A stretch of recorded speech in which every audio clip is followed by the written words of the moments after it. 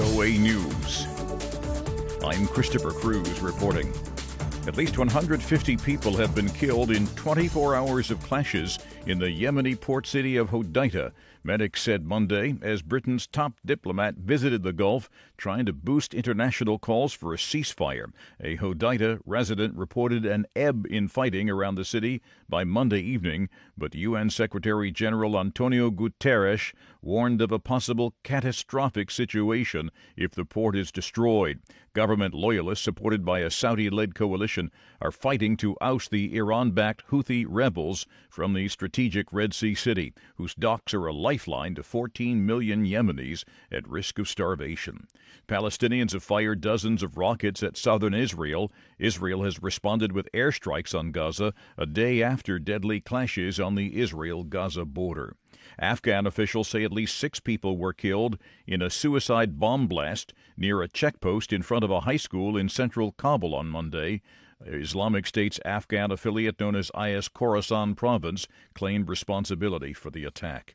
Deadly wildfires raging Monday at several sites in the western U.S. state of California. 31 people are dead, more than 200 missing. Associated Press correspondent Rita Foley reports. This is true.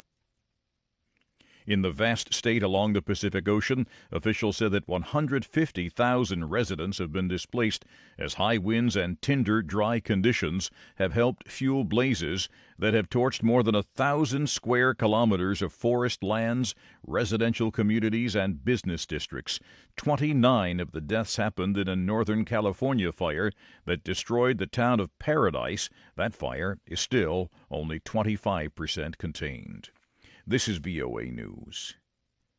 The human rights group Amnesty International said Monday it is stripping Myanmar leader Aung San Suu Kyi of its top honor because of what it called her failure to speak out about or halt grave atrocities against her country's Rohingya Muslim population. VOA correspondent Margaret Bashir reports. From 1989 to 2010, Myanmar's military-led government repeatedly confined Aung San Suu Kyi to house arrest. During that time, Western governments and human rights groups, including Amnesty, continuously advocated for her release.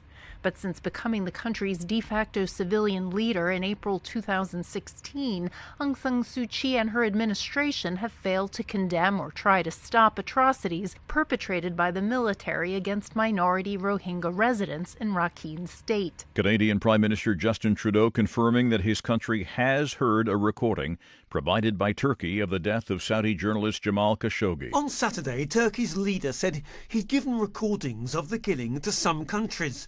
The Canadian leader, however, is the first head of state to officially confirm that his country's intelligence has heard the tapes.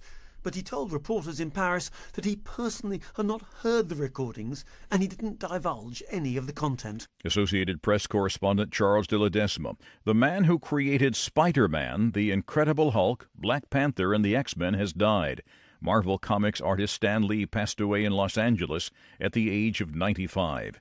Associated Press entertainment correspondent Margie Zaraletta looks back at his career. Stan Lee said he kept an encyclopedia of Marvel Comics characters at hand because he created so many that he couldn't remember them all. He was the top writer at Marvel Comics and eventually its publisher.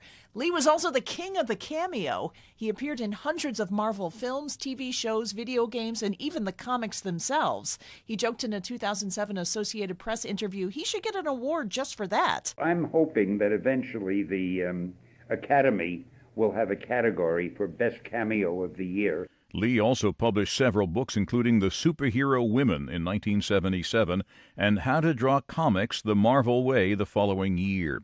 The death of his wife of 69 years in 2017 left a void that resulted in a struggle between his would-be friends, lawyers, and advisors. In July, lawyers for his daughter were granted an elder abuse restraining order against his former manager. Douglas Rain has died. He was the voice of HAL 9000 from the movie 2001: A Space Odyssey. Rain was 90. You can find more on these and other late-breaking and developing stories from around the world, around the clock, at voanews.com and on the VOA News mobile app. I'm Christopher Cruz, VOA News.